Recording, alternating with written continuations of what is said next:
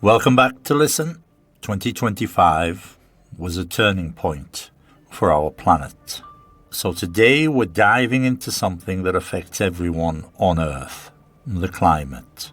At the end of this episode, I'll explain all the vocabulary, the phrasal verbs and the idioms. So stay with us. Let's kick things off. Let's kick things off by talking about what scientists found for the year 2025. According to data from climate researchers, 2025 was actually the third warmest year in history. That means only 2 years. The 2 years before were actually hotter, 2024 and 2023. Let's break down and explain what this tells us. The global average temperature, that's the average from all around the world, was almost 15 degrees C. Now that might not sound like a huge number, but remember, global average means combining temperatures from oceans, deserts, forests, tundra, and cities. What's more, this temperature is about 1.47 degrees C, higher than what Earth was before the Industrial Revolution. The Industrial Revolution was a long period, starting in the 1800s when factories and machines began to use fossil fuels, the Industrial Revolution. This was the first time in recorded history that the average temperature over a 3-year period, 2023, 2024 and 2025, has stayed above the 1.5 degrees C threshold. A threshold is a limit or a point you don't want to cross, you don't want to go past. That 1.5 degrees C number comes from the Paris Agreement, which is an international promise to keep warming below that level to avoid the worst effects of climate change. So to cross a threshold means to go beyond the limit. When we get to or past that limit, things can change, sometimes in serious ways. Imagine the Earth as a person. On some days we feel a little warm, on others we feel hot and sweaty and uncomfortable. But in 2025, the planet felt like it couldn't cool down. It was warm just about all year. Scientists looked at every month from January to December and found that every month except 2, February and December, were warmer than what people had ever recorded for those same months before 2023. This held true. This remained consistent across land and sea. And it shows that the warming is global, worldwide, global, not just in one place. Maybe you're wondering why. Why is it still so warm, even when things like El Niño calm down? Scientists point to a few key reasons. Number 1, greenhouse gases.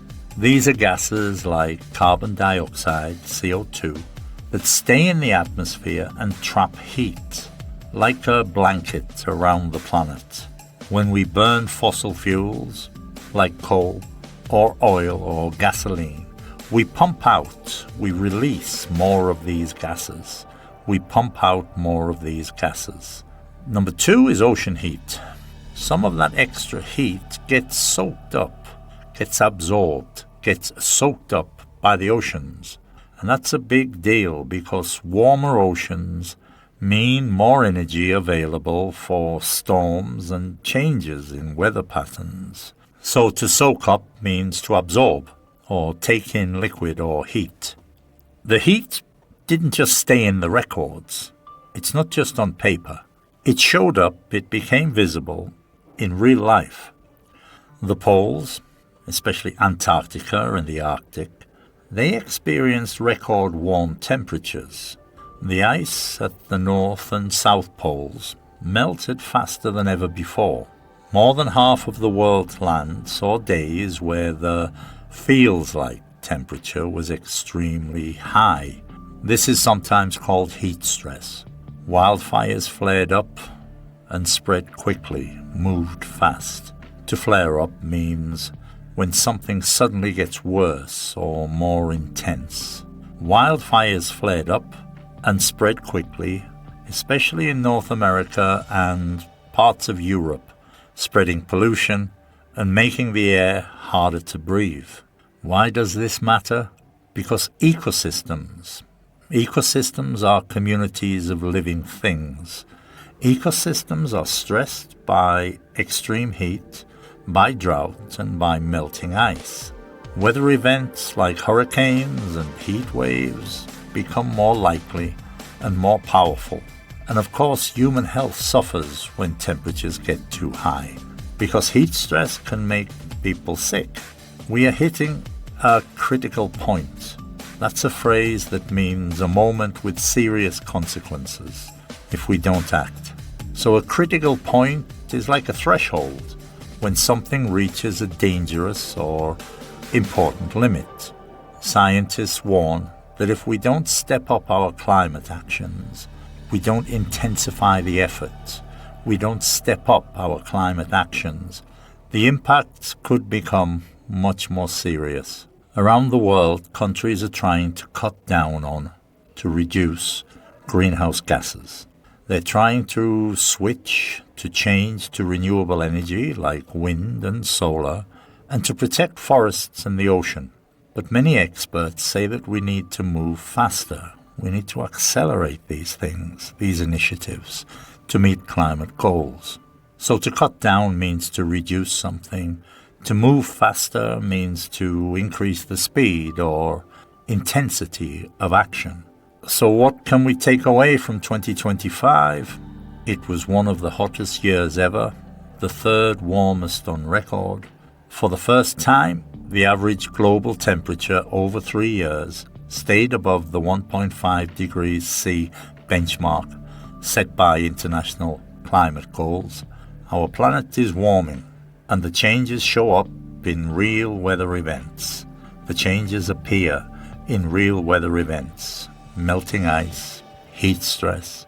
This is a story of urgency, one that challenges us to care about science and data and action. I hope this helps you grasp, understand, not just the facts, but the feeling of what's actually happening to our world. A summary of the vocabulary, the phrasal verbs, the idioms. When we talk about global average temperature, we mean the average of temperatures recorded around the world. A threshold is a limit or a point that shouldn't be crossed. Greenhouse gases. These are gases that trap heat in the atmosphere, such as CO2, carbon dioxide. Heat stress is when people or organisms are affected negatively by high temperatures. An ecosystem is a community of living organisms and their environment. Some of the phrasal verbs we used, and some that you'll hear around this subject, to kick things off is to begin something. Let's kick things off, for instance, with the big climate news. To break down is to analyze or explain. I'll break down the science for you. To cross a threshold, that's to go past an important limit. And we've crossed a dangerous climate threshold. To pump out, that's to release something, often in large amounts. Cars pump out carbon dioxide. To soak up is to absorb. The oceans soak up heat, for example. To show up is to become visible or noticed.